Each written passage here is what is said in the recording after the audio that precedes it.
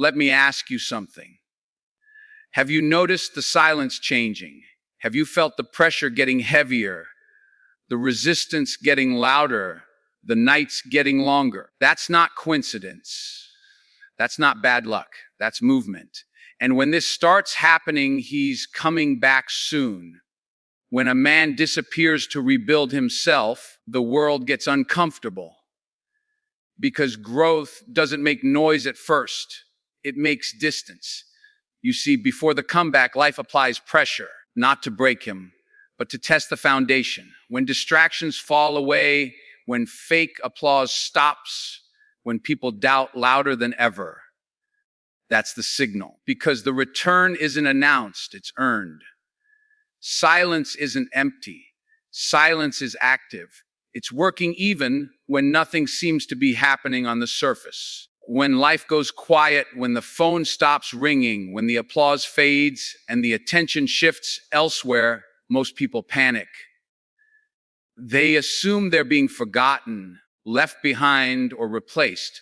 But silence is often the first indicator that something real is taking shape. Noise is easy. Distractions are everywhere. Growth, on the other hand, demands space, and silence creates that space. It removes the clutter so focus can finally breathe. In silence, a man starts hearing his own thoughts again, not the opinions of the crowd, not the expectations of others, just truth. Raw, uncomfortable, unfiltered truth. This is where self-discipline is born. Without an audience, habits reveal themselves. Weakness can no longer hide behind excuses. In the quiet, he confronts who he really is, not who he pretends to be. That confrontation is painful, but it's necessary because no real progress happens until honesty shows up. Silence also teaches patience. It slows the rhythm of life and forces a man to stop chasing validation. There's no one clapping, no one cheering, no one reassuring him that he's on the right path. And that's the point. This is where internal motivation replaces external approval. He learns to show up even when no one is watching, to work even when results aren't immediate, to believe even when there's no evidence yet. That kind of patience doesn't come from comfort. It's built in the quiet. As the silence stretches, something else begins to happen. Clarity. Goals sharpen. Priorities rearrange themselves. What once felt important starts to feel unnecessary. The need to impress fades. The desire to be understood disappears. In its place comes precision. Every move starts to have intention. Every decision carries weight. Silence strips life down to what matters and discards everything that doesn't. This is where focus becomes dangerous in the best way possible. And while the world assumes nothing is happening, strength is forming beneath the surface. Muscles grow in rest, not in motion. The same is true here. Silence rebuilds confidence from the inside out, not loud confidence. Not ego-driven confidence, but grounded confidence, the kind that doesn't need to announce itself. When a man emerges from silence, he doesn't rush to explain where he's been. He doesn't seek permission to be who he's become. Because silence didn't weaken him. It refined him. Pressure is not punishment. It only feels that way when you don't understand its purpose. Pressure shows up when something valuable is being shaped. Nothing fragile survives pressure. Nothing ordinary requires it. Pressure exists because what's being formed needs strength, structure, and resilience. When life tightens, when expectations rise, when responsibilities stack up and mistakes feel heavier than ever, it's not a signal to quit. It's evidence that preparation is underway. Pressure exposes weaknesses quickly. Under light conditions, flaws can hide. Under pressure, everything surfaces. Discipline, character, patience, emotional control. None of these can fake their way through pressure. That's why pressure feels uncomfortable. It removes shortcuts. It demands consistency. It forces a man to decide who he really is when excuses stop working. Every hard moment becomes a mirror, reflecting areas that need strengthening before the next level can be reached. The weight of pressure also trains endurance. Anyone can perform when conditions are ideal. Few can stay composed when things go wrong. Pressure stretches limits, not to destroy them, but to expand them. Long nights, repeated setbacks, delayed results. These are not random hardships. They are rehearsals. Each challenge builds tolerance. Each obstacle increases capacity. Over time, what once felt overwhelming becomes manageable. What once caused panic now produces focus. Pressure sharpens decision-making. When stakes are low, decisions are careless. Under pressure, every choice matters. Time becomes valuable. Energy becomes precious. A man learns to cut distractions, protect his focus, and act with intention. He stops reacting emotionally and starts responding strategically. Pressure teaches him to think clearly while carrying weight, to stay calm while chaos tries to rush him. That clarity becomes a weapon later. Most importantly, pressure creates internal authority. After surviving it, a man no longer doubts his ability to handle adversity. Confidence stops being theoretical. It becomes proven. He's been tested. He's been squeezed. He's been uncomfortable longer than he thought possible, and he's still standing. That experience cannot be taken away. Pressure doesn't announce promotion, but it qualifies him for it quietly, strengthening him in ways comfort never could. Disappearance is often misunderstood. To the outside world, it looks like retreat, failure, or loss of relevance. But true disappearance is strategic. It's the deliberate choice to step away from noise in order to reclaim control. Power doesn't grow in constant exposure. It grows in isolation, where attention is limited and effort is concentrated. When a man disappears, he isn't running. He's realigning. Stepping back removes performance from the equation. There's no audience to impress, no expectations to maintain, no image to protect. What remains is work, real work. This is where habits are rebuilt from the ground up. Weak routines are replaced. Discipline becomes non-negotiable. Without visibility, progress stops being about recognition and starts being about results. That shift changes everything. The focus turns inward, where true strength is formed. Disappearance also breaks dependency on validation. Constant presence often creates addiction to likes, approval, acknowledgement. When those are gone, withdrawal begins. It's uncomfortable at first. The urge to be seen, heard, and noticed fights back. But if a man stays in disappearance long enough, something powerful happens. He stops needing permission to feel confident. Self-worth becomes self-generated. That independence is dangerous in the best way, because it can't be manipulated. Time spent away sharpens skills quietly. While others are busy talking, explaining, and defending themselves, the one who disappeared is learning, practicing, refining. Repetition replaces announcement. Mastery replaces exposure. This is how real advantage is built slowly, invisibly, and intentionally. When he returns, people notice not because he demands attention, but because the difference is undeniable.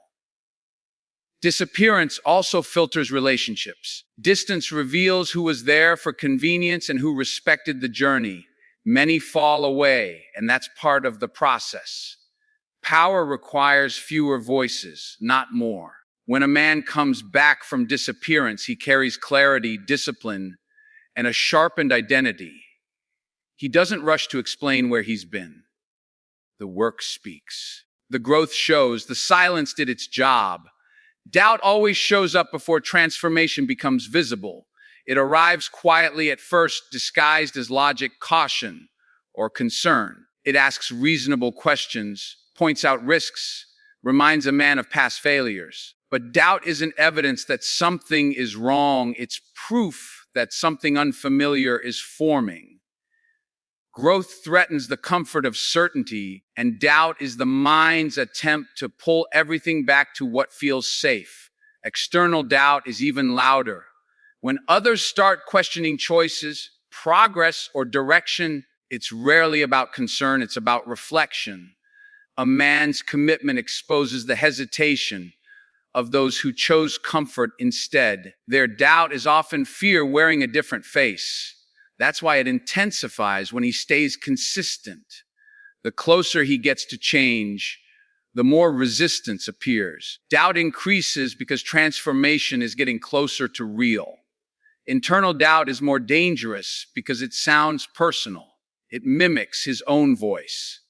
It remembers every mistake, every delay, every missed opportunity. It asks whether the effort is worth it, whether the timing is wrong, whether he has what it takes. But doubt doesn't need to be defeated. It needs to be understood. It's not there to stop movement. It's there to test commitment. Those who quit listen to doubt. Those who grow learn to move with it present. Doubt forces clarity. When uncertainty rises, purpose must be defined. Vague goals collapse under doubt, clear ones survive. A man learns why he's doing what he's doing, not just what he's doing. That deeper understanding strengthens resolve. The more precise the purpose, the less power doubt holds. It becomes background noise instead of a command. Eventually, doubt loses its authority. Not because it disappears, but because action keeps happening anyway. Each step taken in spite of doubt weakens its influence. Confidence is built through motion, not reassurance. Doubt was never meant to be a barrier. It was meant to confirm that the path chosen requires courage. When real work has been done, explanations become unnecessary. A man who has grown in silence doesn't come back with stories, excuses, or justifications. He doesn't list what he went through or ask others to understand his journey. Growth that is authentic announces itself without words. Presence changes, energy shifts. Results speak in ways explanations never could. Explanation is often a sign of insecurity. It comes from the need to be accepted, to be validated, to be believed. But when discipline has replaced dependence, that need fades. The man who returns after real transformation trusts what he carries. He doesn't rush to prove anything. He knows that consistency will reveal the truth over time. Those who matter will recognize it. Those who don't were never part of the destination. Silence during the return is intentional. He observes more than he speaks. He listens more than he reacts. This isn't weakness, it's control. He understands that announcing intentions invites unnecessary noise. Instead, he lets action do the talking. Every move is measured. Every step has purpose.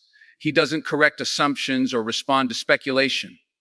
Clarity doesn't argue. The absence of explanation also protects momentum. Energy wasted on convincing others is energy stolen from execution. He has learned that progress accelerates when focus stays internal.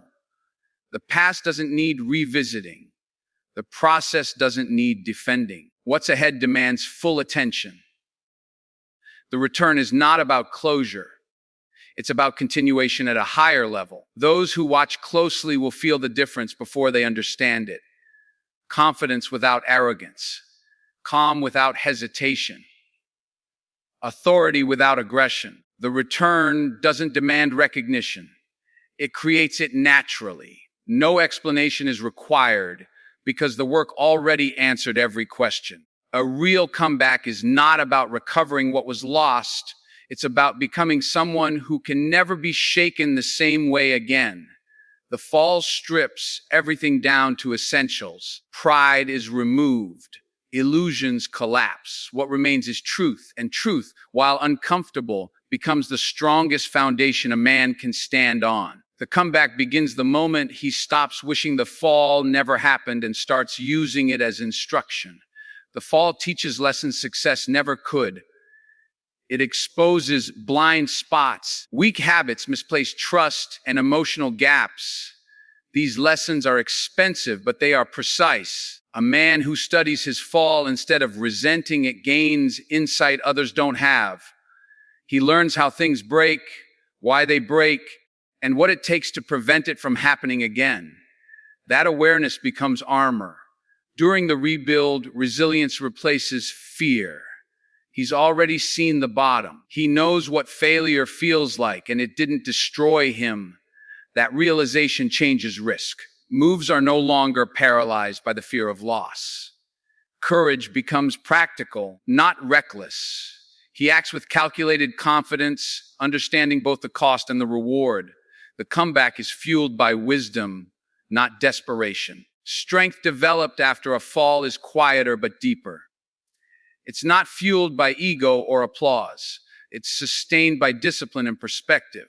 He doesn't chase shortcuts or quick wins anymore. He respects the process because he's lived the consequences of ignoring it. Every step forward is intentional. Every gain is protected. When the comeback finally becomes visible, it carries weight. Not because it's flashy, but because it's stable. The man who rises after falling doesn't just stand taller, he stands firmer. What returns is not the same person who fell. It's someone forged by loss, refined by effort, and anchored by understanding. And when you start seeing these signs, the silence, the pressure, the disappearance, the doubt, the quiet return, the strength after the fall, understand this clearly. It means something is aligning. It means the work is almost ready to be seen. It means the preparation is nearing completion. Because comebacks don't announce themselves. They arrive when the foundation is solid and the timing is exact. So don't rush the process. Don't fear the quiet. Don't misread the struggle. If this starts happening, he's coming back soon.